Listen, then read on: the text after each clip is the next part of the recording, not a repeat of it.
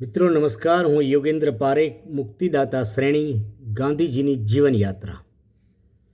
આજે પ્રકરણ 9મું. શીર્ષક છે વકીલાત. શરૂ તો કરી, પણ મિત્રો ભણવાનું પૂરું થયું.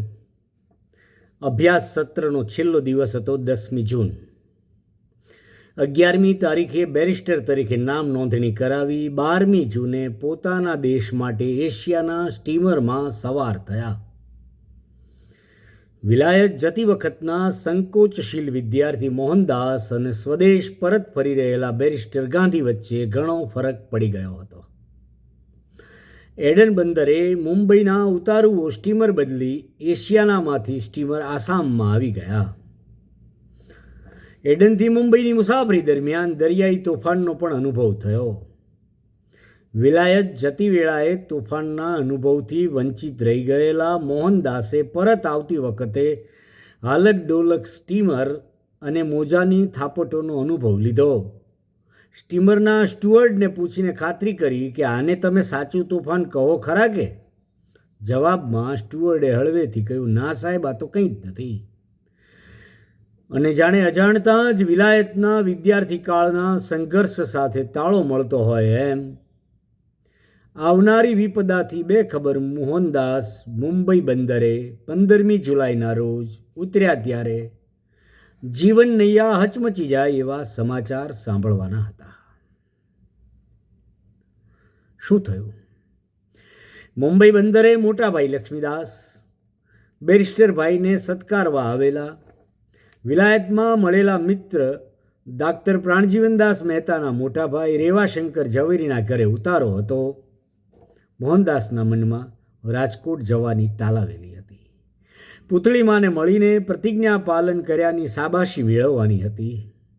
કબા ગાંધીનો દીકરો દિવાન થવાની પાત્રતા મેળવીને આવ્યો છે એવો આનંદ જનેતાના ચહેરા પર જોવાની ઝંખના હતી. સ્નાન કરવા જઈ રહેલા નાના ભાઈને મા વિશેના સમાચાર આપવાની કપરી જવાબદારી મોટા ભાઈની હતી. મોહનદાસની બેરિસ્ટરની પરીક્ષા બાકી હોવાથી જે સમાચાર જણાવવા જોઈએ તે છુપાવ્યા હતા. આખરે એક ક્ષણ આવી.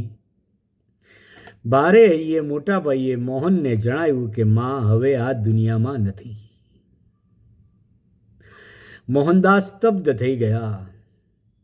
કંઈક અનુભવી થયેલા શોકગ્રસ્ત મનમાં જનેતાના મૃત્યુ વખતે પોતાની ગેરહાજરી અને સંજોગોના વિષમ વાસ્તવનો તાગ મેળવી લીધો. પોતાના સમગ્ર અસ્તિત્વનો આધાર છીનવાઈ ગયાની તીવ્ર પ્રતીતિને જીરવી લીધી. થોડી વારે સ્વસ્થ થયા.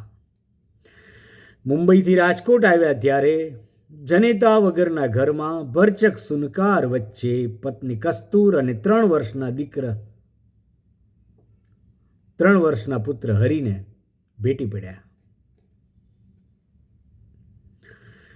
માતા પિતા વગરના મોહનદાસને પોતાની જ્ઞાતિનો રોષ પણ ઉતારવાનો હતો.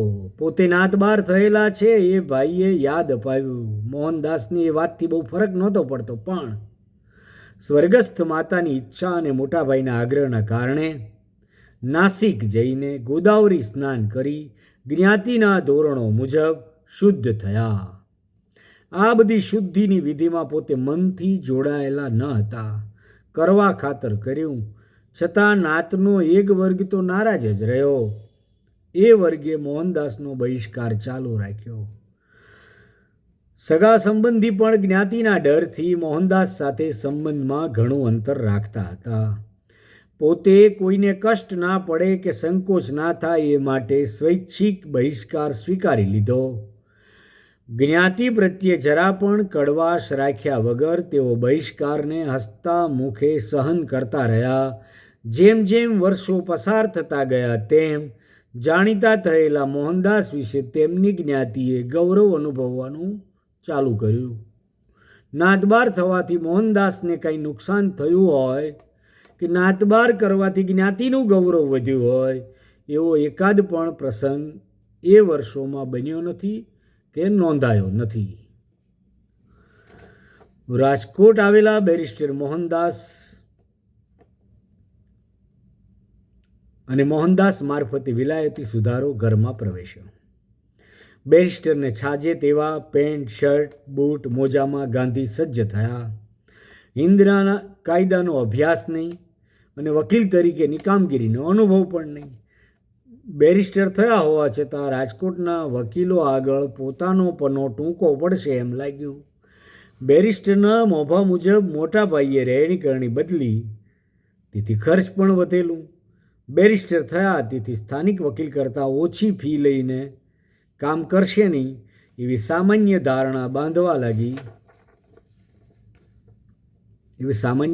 બંધાઈ ગઈ કે આ તો બેરિસ્ટર છે. રાજકોટમાં કામ મળવું મુશ્કેલ જણાયું. પરિવારને તો ઘણી આશા હતી કે ભણેલા ભાઈ કુળને તારશે, ખૂબ પૈસા કમાય તો જ કુળનું ગૌરવ ગણાય એવી પ્રાથમિક ગેરસમજની પૂરી પકડમાં હજી એમનો પરિવાર ન હતો. પણ ભાઈ હવે રડતા થાય તો સારું તેમ વિચારી એમને રાજકોટથી મુંબઈ રવાના કર્યા. મુંબઈ હાઈકોર્ટમાં પ્રેક્ટિસ થાય એ વકીલ તરીકેના તેમના ઘડતરમાં ઉપયોગી હતું. મુંબઈમાં રેવાશંકર ઝવેરીના જમાઈ રાયચંદભાઈનો પરિચય થયો. આ રાયચંદભાઈ તે શ્રીમદ રાજચંદ્ર, ગાંધીજીથી 2 વર્ષ મોટા. તેમનો સમાગમ બેરિસ્ટર ગાંધીના આત્મવિકાસમાં સહાયક નીવડ્યો. રાયચંદભાઈ ઝવેરી હોવા છતાં તદ્દન નિસ્પૃહી હતા. તે મોહનદાસ પામી ગયા. સંસારી સાધુ એવા રાયચંદભાઈમાં દ્રઢ વૈરાગ્યના તેમને દર્શન થયા. જીવન, ધર્મ, ઈશ્વર, આત્મા, કર્તવ્ય, ઉપાસના, મોક્ષ એવા પ્રશ્નોના રાયચંદભાઈએ આપેલા જવાબોથી મોહનદાસમાં ન્યાયપૂર્ણ વિશ્લેષણ દૃષ્ટિ તથા અનેકાંતવાદી અભિગમ કેળવાયો. સ્વધર્મને વિશે નિશ્ચયપૂર્વક સજ્જ થયા. બેરિસ્ટર તરીકે અનુભવાર્થી થવા મુંબઈ ગયેલા મોહનદાસને શ્રીમદનું મિલન થાય અને કર્મયોગને ચૂક્યા વગર આત્માર્થી બને એ પણ વિરલ સુયોગ છે. ધૂમ કમાણી કરીને પછી સત્સંગમાં જવાની ફેશન મોહનદાસમાં ન હતી. હરિશ્ચંદ્ર નાટક જોયું ત્યારથી સત્યપ્રીતિનું અમૃત પામેલો મોહન બેરિસ્ટર થયો ત્યારે શ્રીમદ રાજચંદ્ર જેવામાં અસાધારણ વૈરાગ્યની સમાધિ અવસ્થાને જોઈ.